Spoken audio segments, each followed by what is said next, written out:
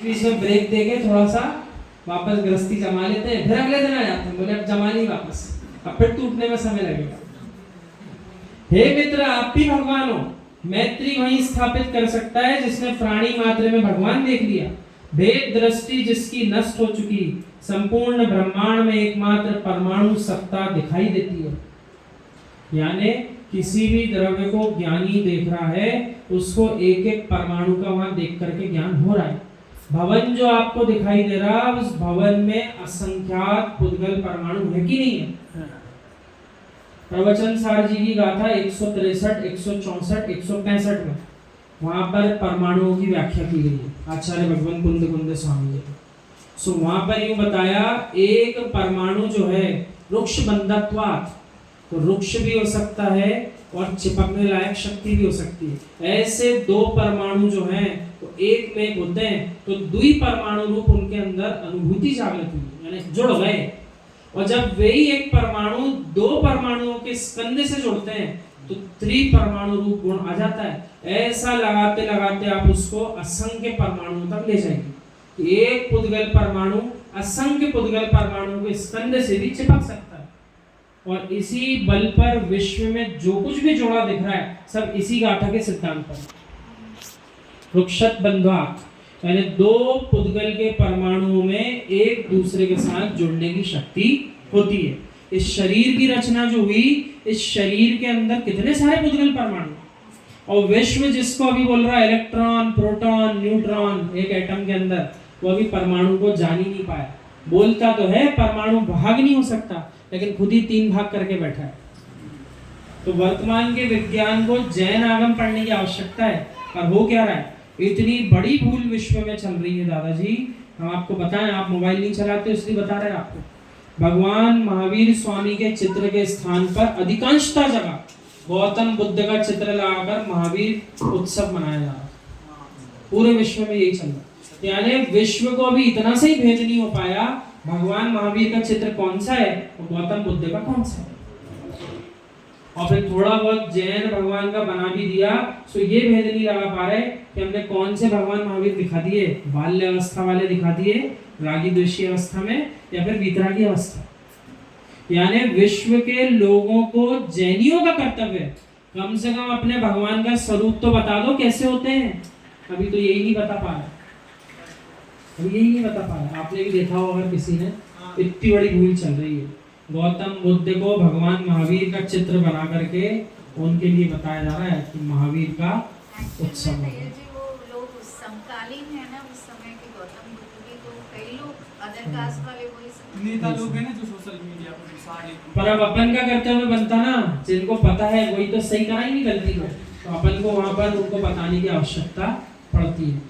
और हमारे पास तो वो वीडियो आया दादाजी जिसमें पूरे भारत में सबसे ज्यादा जिस चैनल को देखा जाता है, जिस पे समाचार आते हैं, उस चैनल ने भी गौतम बुद्ध को ही प्रसारित किया, भगवान महावीर को नहीं किया।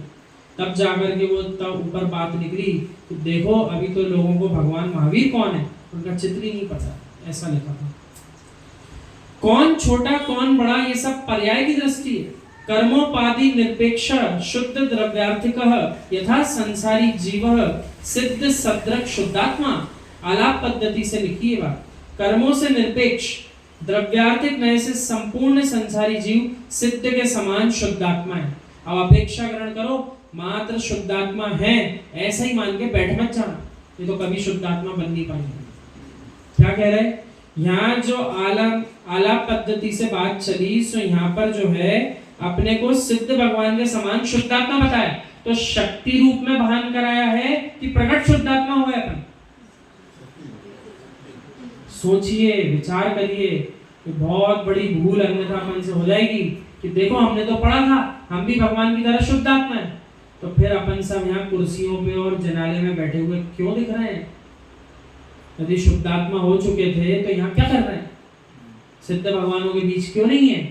इसलिए यहाँ कह रहे हैं शक्ति का भान कराने के लिए बताया था, आप भी भगवान के समान शुद्धात्मा हो। अब उस शुद्धात्मा को प्रकट करने के लिए मेहनत करना है कि नहीं करना है? करना पड़ेगी। तो अपनी शक्ति को तो पहचानो, लेकिन शक्तियों को प्रकट करने के लिए पुरुषार्थ करो।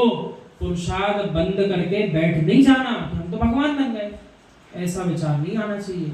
आपको बात समझ में आ रही सबको? कठिन तो नहीं लग रही ना? ये सिद्धांत समझ में नहीं आया तो बहुत बड़ी गड़बड़ हो जाएगी। ऐसा मानो समुद्र पार कर लिया और आखिरी के छोर पे गोशपाद में आके डूब गए। ऐसा हम नहीं कह रहे, ऐसा अपने ग्रंथों में लिखा है, यही उदाहरण दिया। समुद्र पार कर लिया, संसार रूपी समुद्र पार करने की नौबत आ गई है, सब कुछ झेल लिया, सबको पार कर लिया, लेकिन अंतिम समय में आकर के बेचारे भोले भाले जीव ने अंतिम सत्यों को नहीं जाना, तब भी बोले आकर के आखिरी में भी डूब सकता है, क्योंकि संसार अभी उसका बचा हुआ है। तो पार कैसे हो पाएगा? तो ऐसा कहा, ये नहीं सोचते कि हमारा ज्ञान को लाभ भी हो। हाँ, विचार करना पड़ेगा। 3 तरह के भ्रष्ट हैं दादाजी।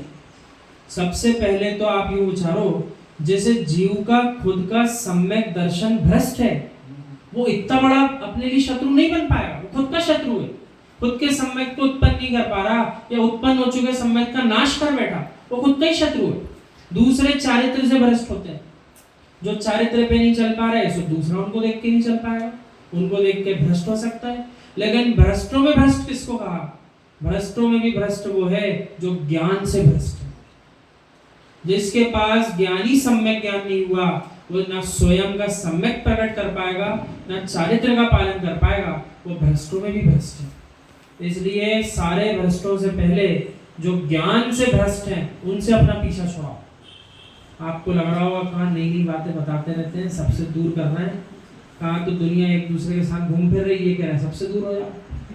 होना पड़ेगा, जिसको भगवान बनना उसको पालन करना ही पड़ेगा। तो जीव के लिए क्या स्थिति बताई? सबसे पहले ज्ञान भ्रष्टों से दूर हो। आप ही के ज्ञान के उपयोग को करके आप अपने ज्ञान को सम्यक ज्ञान में परिवर्तित करो, और सम्यक दर्शन सम्यक ज्ञान तो आपको मिल जाएंगे। अब और आगे चलो तो आप चारित्र को भी अंगीकार करो, तब तीनों की एकता हो जाएगी, तो आप नियम से भगवान बन जाएंगे। कोई दिक्कत